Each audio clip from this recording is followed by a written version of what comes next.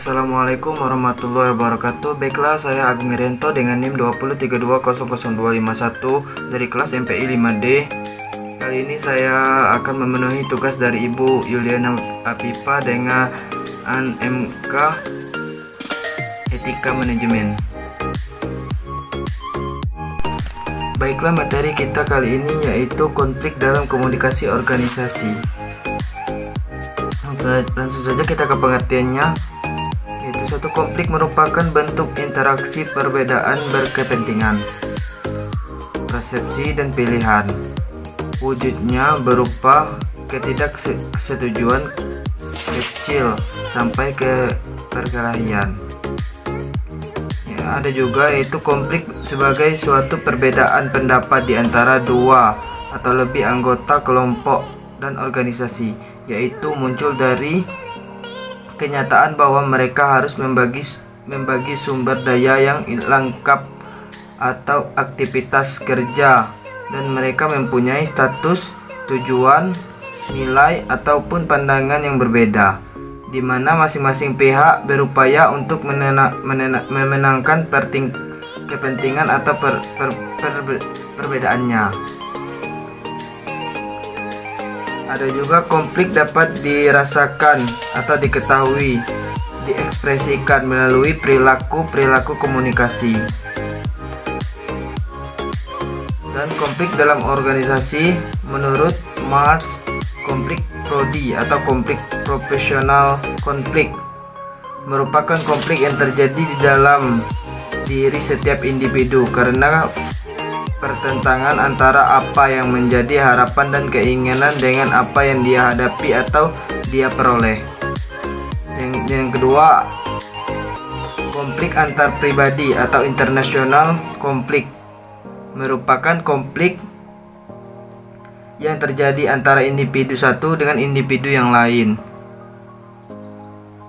Sumber atau perbedaan latar belakang individu atau usia, jenis kelamin, kebiasaan, dan kepercayaan atau cara pandangnya. Yang ketiga, ada konflik organisasi yaitu organizational konflik, perilaku yang terjadi antara kelompok dalam organisasi di mana anggota kelompok mengidentifikasikan dirinya dengan kelompok lainnya dan mereka merasa bahwa kelompok lainnya menghalangi pencapaian atau tujuan maupun harapannya. Ada faktor-faktor pendorong konflik yaitu environment atau perubahan lingkungan eksternal, atau size yaitu perubahan ukuran perusahaan sebagai akibat tertentu persaingan, atau teknologi yaitu perkembangan teknologi, atau goals atau pencapaian atau tujuan organisasi, atau struktur organisasi. Dampak dari konflik tersebut yaitu konflik bisa menimbulkan dampak negatif, misalnya melemahkan hubungan antar pribadi, timbulnya sikap marah, perasaan terluka, atau ketersaingan. Dampak yang kedua yaitu pada tahap di sini konflik ditandai dengan sikap tidak saling percaya antar satu kelompok dengan kelompok lainnya yang lambat laun ditunjukkan secara verbal maupun non verbal. Raut wajah tidak senang, bersikap dalam atau diam, atau mungkin menghindari kelompok lain. Dampak yang ketiga yaitu pada level organisasi konflik bawa dampak negatif, pemborosan energi atau tenaga, atau sehingga kontraksi untuk pekerjaan. Menurutnya rasa saling pengertian terhadap konflik lain, kurangnya kerjasama antara kelompok, bahkan yang terdistru saling salah menyalahkan. Koordinasi menjadi sangat buruk. Dampak positif dari konflik sebagai tanda peringatan dini terhadap masalah yang muncul, sebagai kutub pengaman, sebagai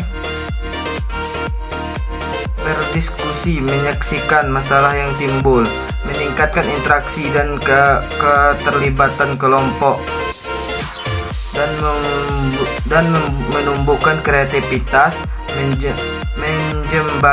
menjembatani penyelesaian masalah, mendorong penyampaian informasi atau kelompok, dan menguji ide-ide yang muncul dari anggota organisasi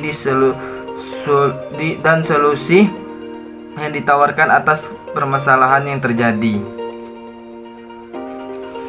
Itu perubahan pelaku dalam konflik. Yang pertama itu individu dalam suatu kelompok akan mengidentifikasi dirinya dengan kelompoknya dan menganggap seolah-olah dirinya terpisah dari kelompok lain. Kehadiran kelompok lain akan mengundang perbandingan antara kelompok kami dengan kelompok mereka. Jika kelompok terlibat konflik dengan konflik lainnya, anggota kelompoknya akan cepat menyatu dengan anggota kelompoknya. Dan yang kelima itu anggota satu kelompok cenderung mendorong kelompok lainnya sebagai rival. Adapun solusi-solusi untuk konflik yaitu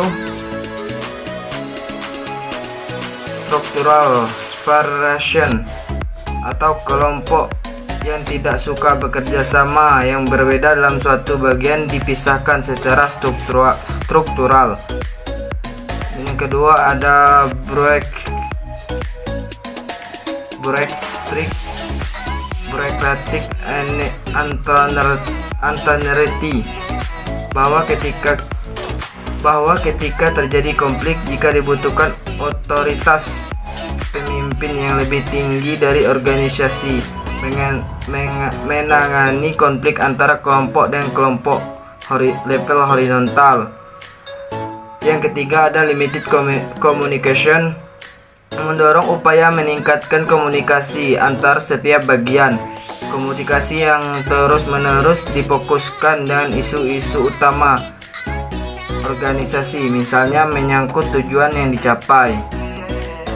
Yang ketiga, yang keempat, integrating the efficacy. Ketika terjadi konflik antara kelompok, maka diperlukan adanya khusus dari masing-masing pihak yang bertikai, yang bersama-sama membahas masalah dan mencari jalan keluarnya. Yang kelima ada contraction and negotiation. Pihak-pihak yang terjadi konflik dipertemukan dan melakukan negosiasi guna mendapat jalan keluar atas masalahnya. Yang terpenting, negosiasi yang dilakukan harus mengarah kepada penyelesaian yang sama, menguntungkan kedua belah pihaknya.